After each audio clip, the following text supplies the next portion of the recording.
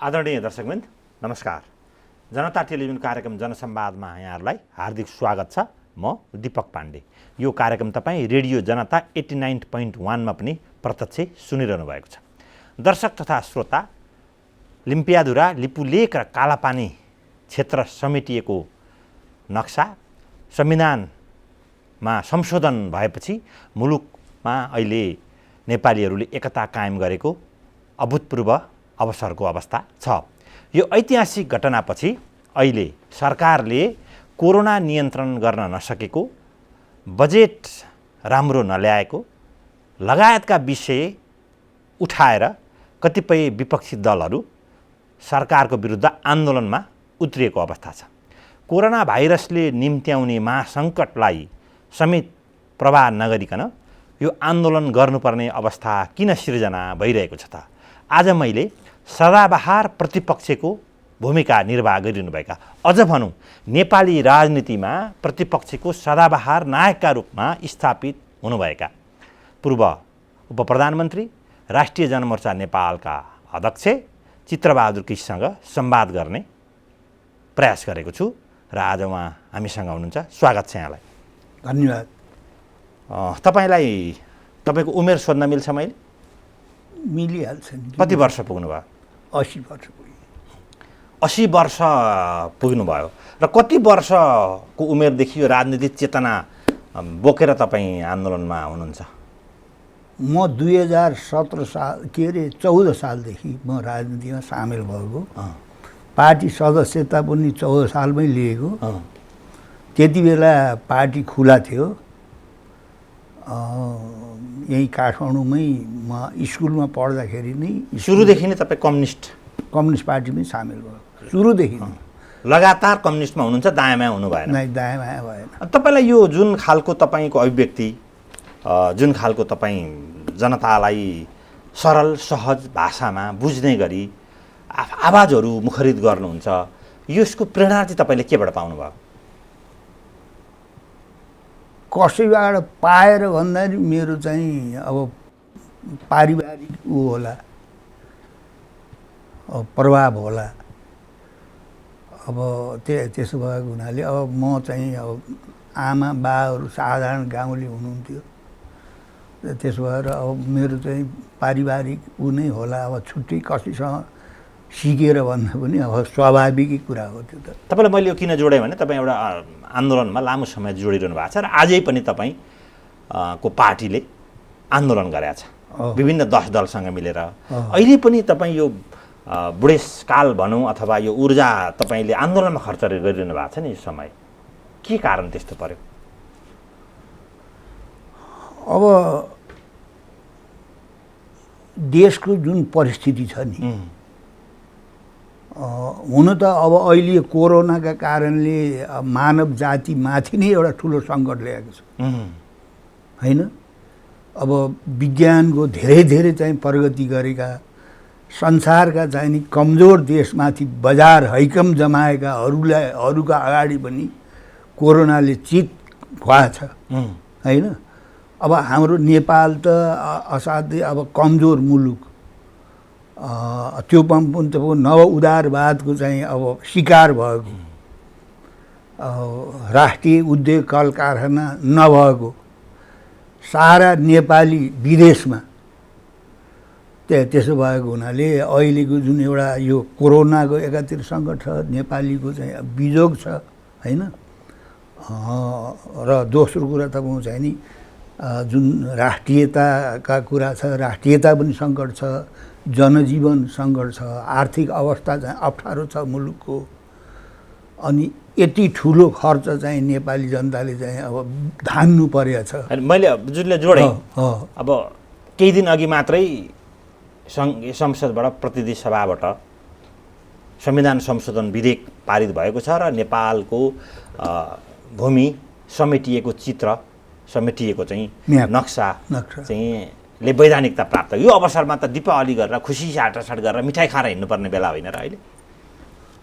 होइन, जुन भारतले लामो समयदेखि हाम्रो जुन भूभाग चाहिँ जबरजस्ती कब्जा गरेर अहिले पनि भोग चलन गरेको छ, अब त्यसलाई नेपालको नक्सामा सामेल गर्ने कुरा जुन भयो त्यो चाहिँ अहिले एउटा ऐतिहासिक कदमै हो घटना हो। यो ऐतिहासिक घटना हो र संसदभित्र भएका सबै राजनीतिक पार्टीहरूले जो ऐक्यबद्धता देखाए, अब त्यसो भएर यो एउटा चाहिँ नेपालको इतिहासमा एउटा नयाँ एउटा घटना हो यो। र पहिलेदेखि नै देशका राजनीतिक पार्टीहरूले देशको राष्ट्रियता, सार्वभौमता र भौगोलिक अखण्डताप्रति यही किसिमको चाहिँ दृढता, यस्तै एकता देखाउँदै आएको भए नेपालको अहिले जुन अवस्था छ, यस्तो अवस्थामा हामी रहने थिएनौँ। हाम्रो धेरै चाहिँ अब प्रगति उन्नति हुन्थ्यो। अब अहिले चाहिँ कमसेकम जुन ऐक्यबद्धता देखियो संसदभित्र, त्यो चाहिँ धेरै राम्रो भयो। यो चाहिँ स्वर्ण अवसर हो कै रूपमा लिनुपर्छ नेपालले यसलाई? यो एउटा राम्रै एउटा ऐतिहासिक घटना हो। धेरै धेरै जनतालाई यसले खुसी पारेको छ। यसको अर्थ चाहिँ यसभन्दा अगाडिका शासक अथवा यसपटकका राज्य सञ्चालकहरूले कि हाम्रो छिमेकी मुलुकसँग आत्मसमर्पण गरेका थिए अथवा वार्ता संवाद गर्न सकेका थिएनन् अथवा चुकेका थिए के भनेर भन्ने त यसलाई? त्यही त अब वार्ता संवाद भन्दा नि नेपालको राजनीतिमा लामो समयदेखि के छ भन्नुहुन्छ भने, इतिहासै तपाईँले हेर्नुहुन्छ भने जुन बेला नेपालमा राणाहरू थिए, भारतमा चाहिँ ब्रिटिसले शासन गर्थ्यो। लामो समय उसले त्यहाँ शासन गर्यो र त्यो ब्रिटिसरहरूले नेपालमाथि नै उनीहरूले आफ्नो हैकम जमाए, उपनिवेश कायम गराइरहे। सुगौली सन्धिपछि त नेपाली अर्ध औपनिवेश अवस्थामा गयो। अर्ध औपनिवेश भनेको ब्रिटिस इन्डियाले भारतमा जुन झन्डै 190 वर्ष ब्रिटिस साम्राज्यवादले शासन गर्यो, उपनिवेश बनायो र यहाँ नेपालमा पनि भूगोलमाथि यहाँ आक्रमण नगरे पनि अब कोत पर्व चाहिँ गराउने नै भारतीय के अरे चाहिँ ब्रिटिसरहरू हुने उनीहरूको आफ्नो प्रभुत्व कायम गरेर हो। त्यो चाहिँ राणा शासन स्थापना हुनुभन्दा पहिले नेपालमा ब्रिटिस विरोधी अथवा साम्राज्यवाद विरोधी जुन भावना थियो नेपालीमा, त्यसलाई खतम पार्नको लागि उनीहरूले चाहिँ अब जङ्गबहादुर जस्तो उपयुक्त पात्र उनीहरूले प्रयोग गरे र कोत पर्व बनाए र कोत पर्व बनाएर चाहिँ सम्पूर्ण शासन चाहिँ राणाको हातमा गयो। त्यो राष्ट्रिय भावनामाथिको त्यो चरम हस्तक्षेप थियो उनीहरूको, होइन? स्वाभिमानमाथिको चरम हस्तक्षेप थियो। ब्रिटिसरहरूले नेपालमा जुन खालले हस्तक्षेप गरे, उनीहरूको चाहिँ आड आधार उनीहरूको चाहिँ नि नभइकन त जङ्गबहादुरले त्यत्रो आँट गर्नै सकेनन् नि। भनेपछि यसो किन उनीहरूलाई त्यसो गर्नु पर्यो थियो भनेर भन्दाखेरि स्वयं पृथ्वीनारायण शाह ब्रिटिस साम्राज्यका विरुद्धमा थिए। पछिल्ला त्यसपछिका नेपालका भाइ भारदार शासकहरू पनि अब ब्रिटिस साम्राज्यवादको चाहिँ नि थिचोमिचोको विरुद्धमा थिए। त्यसो भएको हुनाले नेपालको राज्य सत्तामा आफ्नो दलाली गर्ने, आफ्नो गुलामी गर्ने, आफ्नो पक्षमा काम गर्ने शासकहरूको आवश्यकता थियो ब्रिटिस साम्राज्यवादीहरूले। पछि यसपालि हामीले संसदबाट जुन यो कालापानी क्षेत्रमा भारतले अतिक्रमण गरेको भूमि हाम्रो नक्सामा हामीले चाहिँ अङ्कित गर्ने एउटा ऐतिहासिक कदम गऱ्यौँ। यसको मतलब त्यो कोत पर्वभन्दा अगाडि नेपालीमा जुन राष्ट्रियता भन्नेको भावना त्यो थप मुखरित भयो, प्रतिबिम्बित भयो। अब हामीले एकता दियौँ, देखायौँ, दर्शायौँ। त्यो रूपमा त भएन, एकात यस्ता घटनाले मात्र त होइन नि। अहिले त वातावरण यस्तो बन्यो होइन। अब त्यसपछि तपाईँ चाहिँ नि जो ब्रिटिस इन्डियाले नेपालमा राणा शासनलाई उसले तपाईँ चाहिँ नि अब मलजल गरेर होइन आफ्नो पक्षमा उसले जुन काम गरायो यहाँ होइन। अनि नेपालका युवकहरू अहिले जस्तो 110वटा देशमा पठाउँछौँ नि हामीले दास बेचेर होइन। अब त्यस्तै तपाईँ चाहिँ नि ब्रिटिसले पनि आफ्ना उपनिवेश जोगाउन, आफ्ना उपनिवेश बढाउन नेपाली युवकहरूलाई उसले भर्ती गर्यो। गोर्खा भर्ती भनिन्छ त्यसलाई। गोर्खा त्यसको भर्ती सन्दर्भमा अहिले म गोर्खा भर्ती हो। त्यसपछिका दिनहरूमा जब 7 सालभन्दा पहिले 1947मा भारतबाट चाहिँ ब्रिटिसरहरू त्यहाँ लखेटी गए, भारतीय जनताले उनीहरूलाई खेदे। त्यसपछि तपाईँको चाहिँ नि भारतमा नयाँ सत्ता आयो होइन। त्यो आएपछि चाहिँ हामी कहाँ राणा शासन पनि ढल्यो, आज त्यतातिर राणा शासन त गयो। राणा शासन किन गयो भने तपाईँ त पहाडको खोटाङको मान्छे, हामीले केरालाई अडाउनको लागि, फलेको केरालाई अडाउनको लागि टेको दिन्छ, हाम्रो घापे भन्छ, टेको दिन्छ, घापे भनिन्छ। ब्रिटिस साम्राज्यवादको त्यो घापेमा देशको राणा शासन बचेको थियो। यहाँ जनतालाई जे भने पनि यथार्थमा तपाईँको चाहिँ ब्रिटिस साम्राज्यवादीहरूको आड आधारमा उनीहरू यहाँ टिकिया थिए नेपालमा।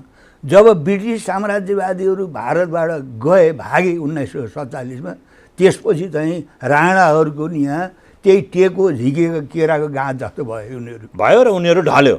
राणाहरू ब्रिटिस साम्राज्यवादले जसरी टेको दिया थियो चाहिँ यहाँ हाम्रो राणालाई भनेपछि त्यसपछिको शासन सत्तालाई त्यसै गरी टेको दिने प्रयत्न चाहिँ भारतीयहरूबाट हुन्छ।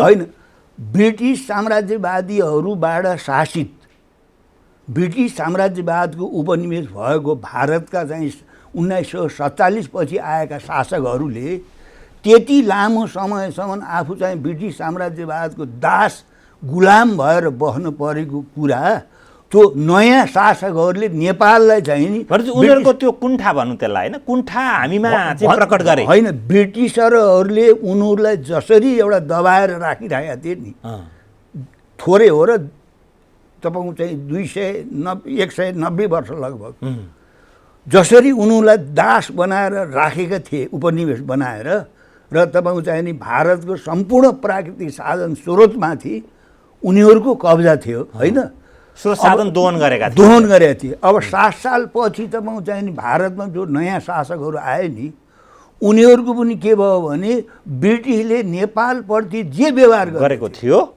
हामीले पनि गर्नुपर्छ भनेपछि हामीले उनीहरू हाम्रो सार्वभौम सत्ता, हाम्रो स्वाधीनतामाथि भारतले आँखा लागिरह्यो होइन। त्यति बेला चाहिँ नेहरूकै क्याबिनेटमा सरदार वल्लभ भाइ पटेल थिए।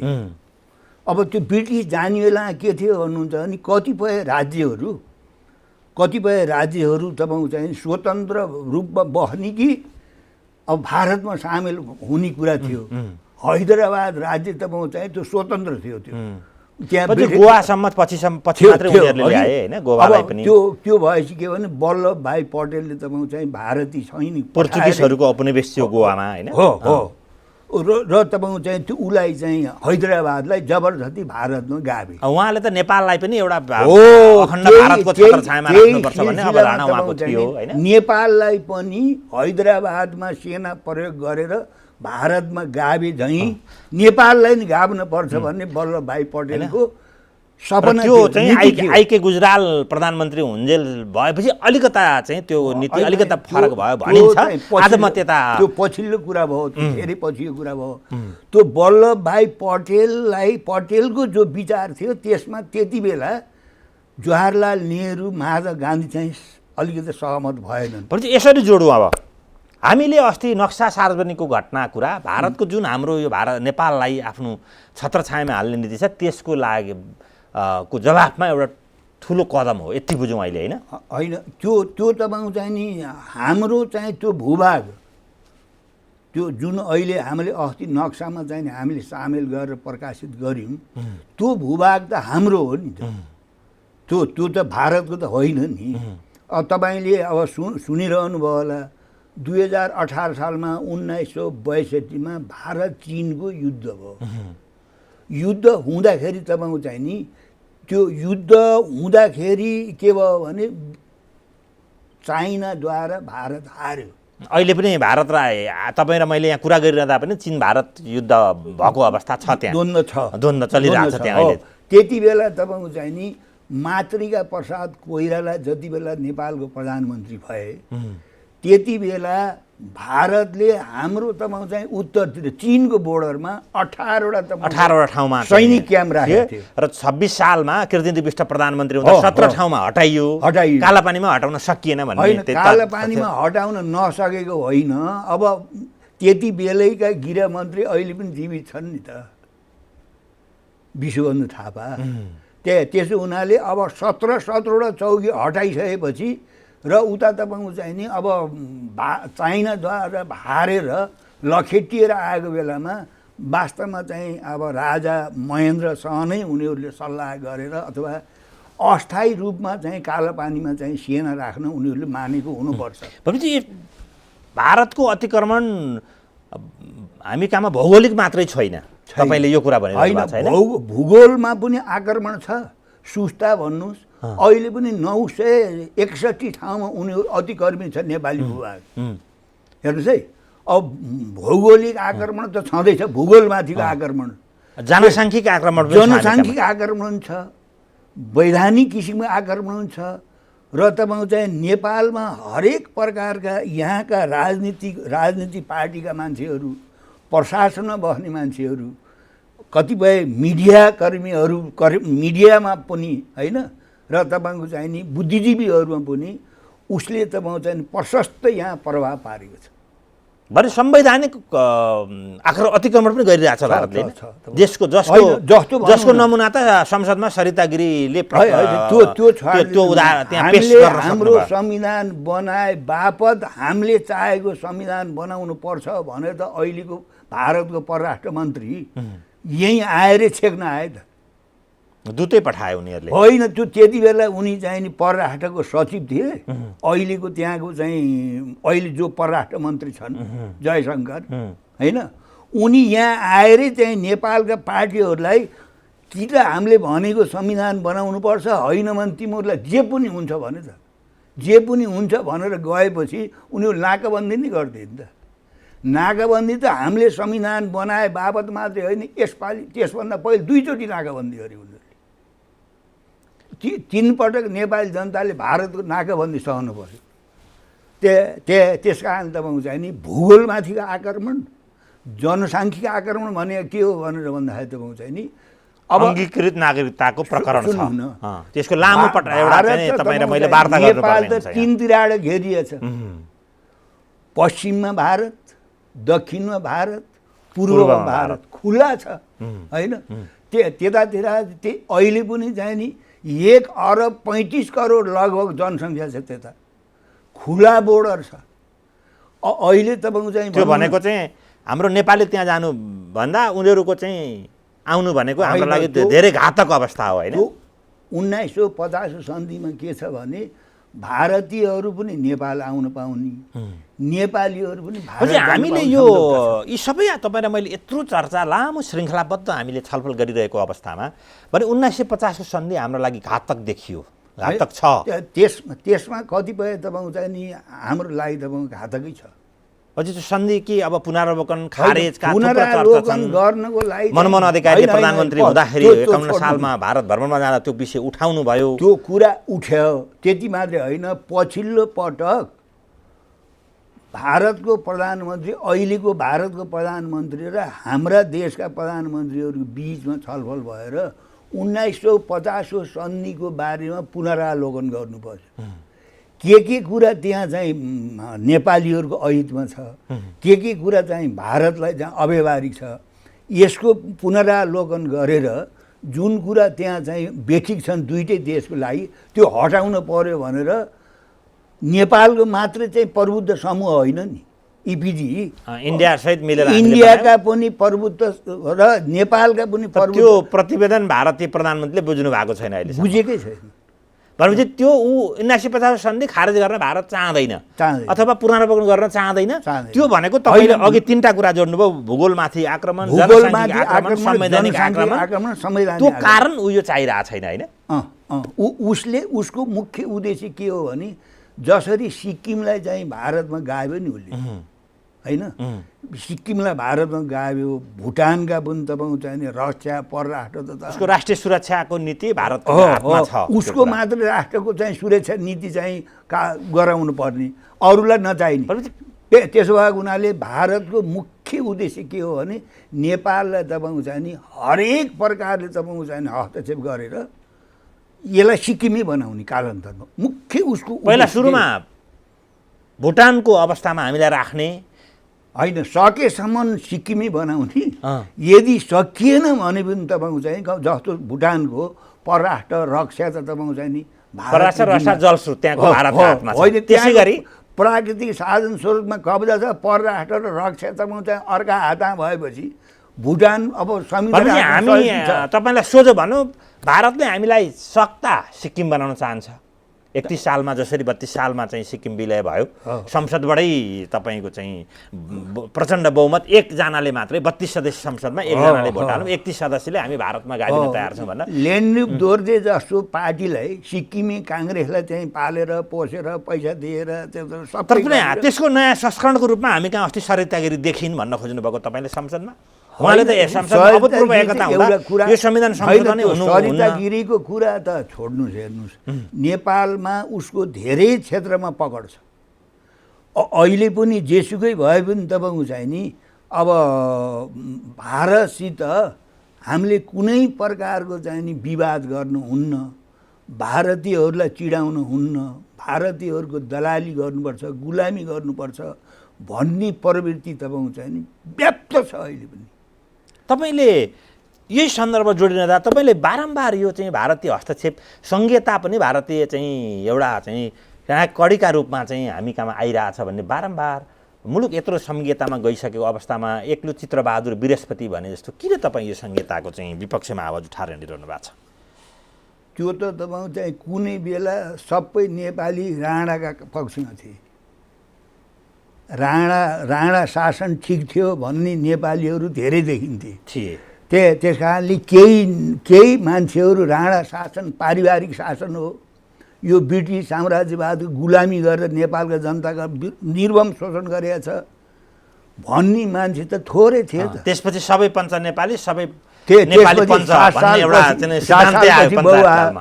पञ्चायती व्यवस्था आएपछि तपाईँको चाहिँ राजाले ल्याएको पञ्चायती व्यवस्था हो यो। तिमीहरूले चाहिँ पञ्चायती व्यवस्था ठिक छैन भनेर हुन्छ भन्ने मान्छे त थिए त। तपाईँ जेल बस्नु भएन राणाको शासन? बसेँ, कति वर्ष? राणाको होइन, राजाको शासन, पञ्चायत राजाको शासनमा बसेँ 9 महिना जति। 9 महिना बस्नुभयो। त्यस कारणले हामीलाई पनि त्यही भन्थे। म स्कुलमा पढाउँथेँ र चाहिँ पञ्चायती व्यवस्थाको राजतन्त्रको विरोध गरेको बारे समातेर लगेर प्रशासकहरूले त्यही भन्थे, तैँले यही राजाको चाहिँ स्कुलमा जाहिर खानी अनि राजतन्त्र हुनुहुन्न, पञ्चायती व्यवस्था हुनुहुन्न भन्ने त निवेक हराम होस् भनेर त्यति बेलाका प्रशासकहरूले बारम्बार मलाई त्यही भनेर चाहिँ टर्चर गरिरहन्थे। त्यस कारणले सिद्धान्तको कुरामा, विचारको कुरामा अब फेरि तपाईँले के भन्नुहुन्छ भने तपाईँ एक्लै संहितासित सहमत हुनुहुन्न भन्नुभयो। मेरो त पार्टीको कुरा होला गरे नि। आकाशतिर फर्केदा बृहस्पति छुट्टै बसे जस्तो होइन तपाईको त देखिरहेको हुन्छ क्या? नभई हुँदैन भन्ने आवाज बुलन्द गरेर पहिलो कुरा राष्ट्रिय जनमोर्चाले संहिता हुन्न भनेर 2062-63 देखि नै जब संहितामा यो मुलुकलाई फसाउनको लागि पश्चिमाहरू छिमेकीहरू योजनाबद्ध तरिकाले यहाँका ठुला पार्टीलाई तपाईँको चाहिँ दबाब दिन थाले, त्यति बेलादेखि नै राष्ट्रिय जनमोर्चाले भन्नुहुन, राष्ट्रिय जनमोर्चाले संहिता चाहिँदैन, देश टुक्रा हुनु पाइँदैन भनेर नारा लायो। 1 हप्ता 10 दिन कति तपाईँको चाहिँ काठमाडौँमा आन्दोलन गर्दाखेरि हाम्रो नाकै काटे हाम्रो साथीको। यहाँ उग्र जातिवादीहरूले पूर्वमा तपाईँको चाहिँ तराईमा गएर हाम्रा कतिपय सांसदहरूलाई पिटिए। त्यसो हुनाले तपाईँले के बुझ्नुपर्छ भने जनतालाई के पढाइन्छ भने एउटा चित्रबहादुर मात्रै हो संहितासित असहमत हुने, अरू नेपाली सबले बोकिसके संहिता। यो भ्रम पारेर तपाईँको भनाइमा आकाशमा थुप्रै ताराहरू, अनगिन्ती ताराहरू झुल्किरहेको अवस्थामा एउटा बृहस्पति छुट्टै उदाए जस्तो चाहिँ उदाउने अवस्था भइरहेको अवस्था हो यो? पार्टीको नीति बोकेर हिँडेन हो मैले। राष्ट्रिय जनमोर्चाले संहिता यो मुलुकको लागि कुनै हालतमा हुन सक्दैन। कारणले हो त, तपाईँको कारण हो नि त, तपाईँको राजनीतिक कारण के हुन्छ? सबभन्दा ठुलो कारण त नेपाल तपाईँको चाहिँ 3 तिराड भारतले घेरेको छ। 3 तिराड 24 घण्टामा 48 थरी चाहिँ भित्र पस्छन्। यो बजार हो, यहाँ तपाईँले देखिरहनु भएको छ। नेपालका किसानको फलफुल चाहिँ खाल्टो खनेर गाड्ने, हेर्नु दलालहरू कति छन् यहाँ तलैसम्म। अनि भारततिरबाट चाहिँ विषादी हाले फलफुल र तरकारी हामीले खानुपर्ने ट्रकका ट्रक चाहिँ हो त हो ल्याउने हो। त्यसो भएको हुनाले तपाईँको चाहिँ सङ्घीयता बोकाउँदाखेरि तपाईँको चाहिँ नि यहाँ अब एकाथरी पश्चिमाहरू जातीय सङ्घीयता जातीय प्रदेश बनाउनुपर्छ भन्ने पहिचान चाहियो अरे। खानको लागि लाउनको लागि बाँच्नको लागि जानुपर्ने अरबको खाडीमा त्यस्ता तपाईँको चाहिँ नि भिख माग्गा हामीलाई चाहिँ हाम्रो पहिचान त यसै भयो नि। 50-30-40 लाख तपाईँको चाहिँ नि अरबको खाडीमा अनि विदेशमा। अब अहिले यो कोरोनाले सताएपछि कुन हालत भएको छ नेपालीको। हाम्रो पहिचान त छ त देशमा, उद्योग धन्दा छैन। मैले फेरि पनि तपाईँ यो मुलुकको पूर्व उप प्रधानमन्त्री लामो समय चाहिँ तपाईँ संसदमा रहनुभयो, आवाज बुलन्द गर्नुभयो। तपाईँसँग मैले यो कुरा गरिरहनुभन्दा 1 हप्ता अगाडि उपेन्द्र यादवजीसँग उहाँले त 7 संहिता पनि पुग्दैन, पहिचानसहितका हामीलाई 11वटा संहिता चाहिन्छ भनेर 1 साता अगाडि मात्रै भन्नुभएको छ। तपाईँ चाहिँ यो संहिता आवश्यक छैन भन्नु अहिले देख्नु भएन? अस्ति मात्रै अर्थमन्त्रीले 1 महिनामा हामीलाई खर्च चाहिन्छ अनिवार्य 40 अरब, यहाँ उठ्यो 15 अरब। 25 अरब त घाटाको व्यापार छ। ल भन्नुहोस् के खुवाएर पाल्नुहुन्छ? एउटा संसद एउटा मन्त्रीमण्डल चलाउन नसकेकाहरूले 8वटा मन्त्रीमण्डल पाल्नुपर्छ तपाईँले। 8 ठाउँ तपाईँको चाहिँ संसदहरू पाल्नुपर्छ तपाईँले। 885 जना सांसदलाई तपाईँले पाल्नुपर्छ। 150 भन्दा बढी मन्त्रीहरू पाल्नुपर्छ। ल भन्नुहोस् ऋण गरेर घिउ पिउनु कति दिन टिक्नुहुन्छ तपाईँ? एउटा नेपालीको टाउगाउँ अहिले 39,000 ऋण छ। अनि यो सङ्घीयता धानिन्छ, पालिन्छ यो सङ्घीयता? ल भन्नुहोस्। त्यसो भएको हुनाले यो तर्क चाहिँ पछाडि फर्किने बाटो जस्तो आत्मघाती हुँदैन, किनभने हामी त एउटा अगाडि बढिसक्यौँ। हामीले भनेको के हो भने केन्द्रीकृत एकात्मक भ्रष्ट सामन्ती शासन जुन सिंहदरबारमा छ र थियो त्यसलाई हटाउनुपर्छ। राज्यको पुनर्संरचना गर्दाखेरि केन्द्र चाहिन्छ। स्थानीय निकायलाई तपाईँको चाहिँ नि मौलिक अधिकारको रूपमा स्थानीय अधिकार दिनुपर्छ र केन्द्रमा तपाईँको चाहिँ जुन अधिकार छ नि केन्द्रीकृत अधिकार त्यो तल लानुपर्छ। 7वटा प्रदेश बनाउने हो भने पनि सङ्घात्मक प्रदेश होइन, प्रशासनिक प्रदेश मात्रै हो। त्यहाँ त्यो त पञ्चायत कालमै थियो नि। क्षेत्रपाल राजाले आएर क्षेत्रपालले नियुक्त गरे। पञ्चायत कालमा त राजा सर्वा थिए र तपाईँको चाहिँ 5 विकास क्षेत्र 14 अञ्चल 75 जिल्ला जनताको कुनै अधिकार 4000 गाउँपालिका त्यो त भएन। त्यो भएन। त्यसकारण तपाईँको तर्कलाई चाहिँ पञ्चायती मानसिकताकै संस्करण भन्न मिल्दैन। बिल्कुल गलत कुरा। त्यो पञ्चायती फर्काउनको लागि पञ्चायती व्यवस्थाको विरुद्ध चाहिँ 20औं वर्ष कोही भूमिगत बस्छ, कोही जेल खान जान्छ, कसैले त त्यो त गलत कुरा हो नि। 170वटा चाहिँ एकात्मक प्रणाली छ संसारमा। चीन सङ्घात्मक देश हो, कति विकास भएको छ। जापान हेर्नुहोस् त। तपाईँले पहिला त्यो त तपाईँ 28-30वटा मात्रै छन् तपाईँ सङ्घीयतामा मूल भएको हो। त्यसमा पनि तपाईँ मुस्किलले 5-6वटा तपाईँको देश चाहिँ चलेका छन्। अरू देश या त तपाईँको चाहिँ नि अब ठुलो एउटा चाहिँ अब सङ्घर्षमा फँसेका छन्, या त तिनको जो सङ्घीयता जुन देशको लागि आवश्यकता थिएन ती सङ्घीयतामा सामेल भएको देश नामेट भए। त्यस हुनाले यो देश नेपाल स्विजरल्यान्ड बाहेक सङ्घीयताका धेरै मानक मुलुकहरू नभएको पनि विज्ञहरूले दाबी गर्छन्। होइन, तपाईँको चाहिँ आवश्यकताले नै ल्याउने हो। तपाईँले चाहिँ नि अब यहाँ केन्द्रीकृत शासनलाई एकात्मक केन्द्रीकृत शासनलाई त तपाईँको चाहिँ स्थानीय निकायमा लाने नै हो। अहिले भनेपछि तपाईँको तर्क चाहिँ केन्द्र बनाऊ, केन्द्र चाहियो र स्थानीय निकाय चाहियो, त राखौँ, राख्यो र बिचको सङ्घीयता चाहिँ के यसलाई परिवर्तन गरौँ कि खारेज गरौँ? खारेजै गर्नुहोस्। जुन चाहिँ सङ्घीय तपाईँको चाहिँ संरचना हो यो त तपाईँले तुरुन्तै खारेज गर्नुहुन्न भने त तपाईँले त धान्नै सक्नुहुन्न। अब यो कोरोनाले त धेरै छिटो पो ल्यायो थियो यहाँ त व्यवस्था। केले पाल्नुहुन्छ? हावापानी खाएर तपाईँको चाहिँ 8वटा मन्त्रीमण्डल पालिन्छ। त्यहाँका सांसद पालिन्छ। स्रोत साधन जुटाउने त राज्यको कर्तव्य पनि हो नि त। कहाँबाट जुटाउनुहुन्छ? अब चाहिँ विदेशबाट तपाईँको चाहिँ 8-10 अरब खरब तपाईँको चाहिँ आउँथ्यो रेमिटेन्स, ती सबै फर्केर यहीँ आए। अब ती फर्केर आएकोलाई तपाईँको चाहिँ हावापानी हामीले अस्ति जसरी संसदमा राष्ट्रिय सहमति कायम गरेर हामीहरूको पश्चिममा मिचिएको अतिक्रमण भारतले गरेको सीमा सहमति कायम गरेर हामीले संशोधन गरेर नयाँ नक्सा सार्वजनिक गऱ्यौँ, त्यसै गरी कुनै दिन संसदमै छलफल गरेर संहिता खारेज गरौँ भन्ने दिन आउँछ भन्ने तपाईँको तर्क होइन। नेपाली जनताले संहिताको अनुभव यो 2-2.5 वर्षमा गरिसक्यो। यस्तो गरिसके कि यही कोरोनाको चाहिँ 3 महिनाको अवधिमा पनि जति भार तपाईँको चाहिँ गाउँपालिका नगरपालिकालाई पर्यो, परदेशले सिनको भाँचिया देख्नु हो। त्यो परदेशको बजेट त तपाईँ गाउँपालिका नगरपालिका फेरि पनि मैले के छ भने तपाईँले संविधान विपरीतको अभिव्यक्ति गरिरहनु भएको छ अहिले र कतै उल्टो बाटो हिँडिरहनु भएको छैन तपाईँ? हुँदै होइन। त्यो कसैले तपाईँको चाहिँ अझ 4वटा जातीय राज्य बनाउनु पर्छ, प्रदेश गराउनु पर्छ, अझ चाहिँ जातीय राज्य थप्नुपर्छ भन्न हुने। कसैले अझै पनि चाहिँ एक मधेस एक प्रदेश गराउनु पर्छ, तराईलाई चाहिँ पहाड हिमालबाट टोटल अलग गरेर भोलि भारतमा गाभ्न सजिलो गराउनु पर्छ भन्न हुने। त्यस्तो संशोधन ल्याउन हुने। अङ्गीकृत नागरिकहरूको चाहिँ ठुलो सङ्ख्या बनाउनको लागि चाहिँ संविधानमा चाहिँ त्यो बाटो खोल्नुपर्छ भन्न हुने।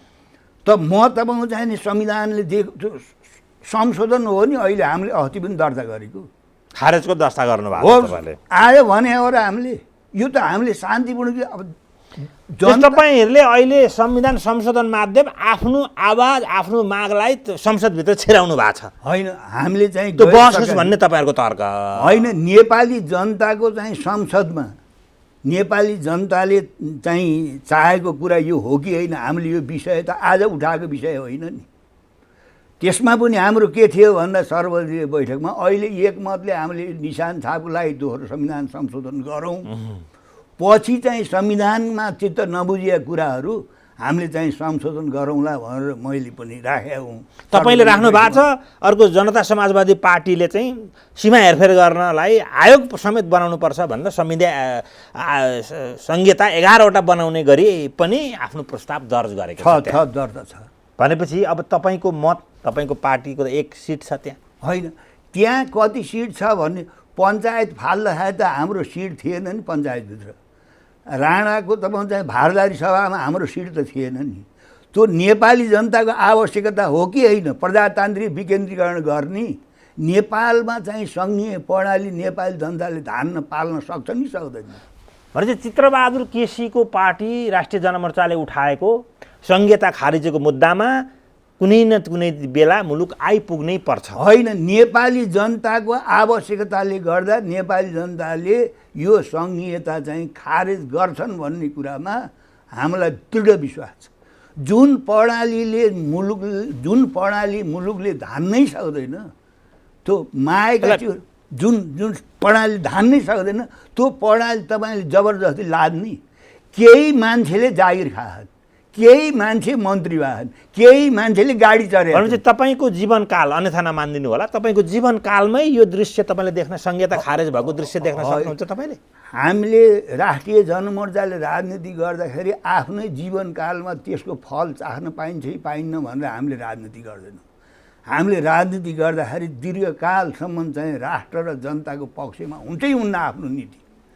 धेरैले तपाईँको चाहिँ नि आफूलाई केन्द्रमा राखेर राजनीति गर्छन्। मैले आफै तपाईँलाई म भनौँ अहिले संसदमा हेर्दा अरू भनेका टाउको हुन्, तपाईँहरू भनेको आँखाको नानी हो, देख्नु भएको छ होइन त? टाउकोले त देख्दैन, देख्न त आँखाले देख्छ नि त होइन? होइन, यो संहिताले नेपालको चाहिँ समृद्धि हुन्न, नेपालको विकास हुन्न, नेपालको चाहिँ राष्ट्रियता सार्वभौमता र अखण्डताको पनि यसले रक्षा गर्नै सक्दैन। त्यस कारणले अब यो संहिता यो जुन तपाईँको चाहिँ नि प्रशासनिक संरचना हो यो तुरुन्तै नेपाली जनताले खारेज गर्नुपर्छ। त्यो प्रदेशमा हुने खर्च चाहिँ स्थानीय निकायमा जानुपर्छ। अनि तपाईँहरूले अहिले यो एमसिसीको पनि खारेज किन यो यत्रो विकास गर्न आएको कुरालाई छोटोमा भनिदिनुहोस्, हाम्रो कार्यक्रम समय सकिने लागेको छ। अब एमसिसीको बारेमा त धेरै छलफलहरू भएछन्, धेरै बहसहरू भएको छन् होइन। अब पोहोर सालै पास गराउनलाई हो यसलाई जोड गरेको त होइन, पोहोरको सेसनमै पास गराउन हो। त्यस कारणले अमेरिकाले जो एमसिसी यहाँ ल्याएको छ त्यसभित्र त्यो पनि राष्ट्रघात छ, यो नेपालको हितमा छैन भन्ने तपाईँहरूको तर्क हो? राष्ट्रघात छ, जनता र राष्ट्रको पक्ष यहाँ छँदै छैन। भनेपछि हिजो अस्ति भारतीय प्रभुत्व मात्रै थियो, एमसिसी आयो भने नेपालमा अमेरिकी प्रभुत्व थपिन्छ भन्ने तपाईँहरूको तर्क? अप्रत्यक्ष रूपले युरोपियनहरू अमेरिकनहरूको नि यहाँ अप्रत्यक्ष रूपले उपस्थिति थियो।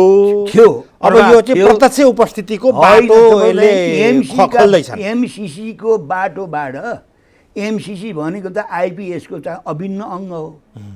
स्वयं त्यही पार्टीभित्र तपाईँ चाहिँ छलफल गर्न नसकेर घाँटीमा हाड अड्के जस्तो भएको छ। त्यो नेपालका बुद्धिजीवी एमसिसी पास गर्नुहुन्न भन्ने हुँदै हुन्न। यो एमसिसी चाहिँ पास गर्दाखेरि दक्षिण पूर्व एसियामा र नेपाललाई एउटा सैनिक अखडा बनाएर अमेरिकनहरू यहाँ आउने दाउ हो। यहाँ नेपालीहरू गरिब भए नेपालीहरूको बाटो खनिदिनु पर्यो, विद्युत प्रसारण लाइन दिनु पर्यो। एमसिसी ल्याउनुहुन्न, हुँदै संघीयता कार्यान्वयन गर्न संघीयता खारेज हुनुपर्छ, एमसिसी पास हुनै हुन्न, यो खारेज हुनुपर्छ। कार्यक्रममा आइदिनु भयो, त्यसको लागि तपाईँलाई धेरै धेरै धन्यवाद छ। धन्यवाद। मलाई पनि समसामयिक विषयमा पार्टीका विचार राख्ने अवसर दिनुभयो, यहाँहरूलाई धेरै धन्यवाद। आदरणीय दर्शकबिन, तपाईँहरूलाई पनि धन्यवाद। तपाईँहरूले कार्यक्रम हेरिदिनु भयो, सुनिदिनु भयो। आजलाई हामी कार्यक्रमबाट बिदा चाहन्छौँ। तपाईँ जनताद्वारा जनताका लागि प्रसारित जनता टेलिभिजन हेरिरहनुहोस्। नमस्कार।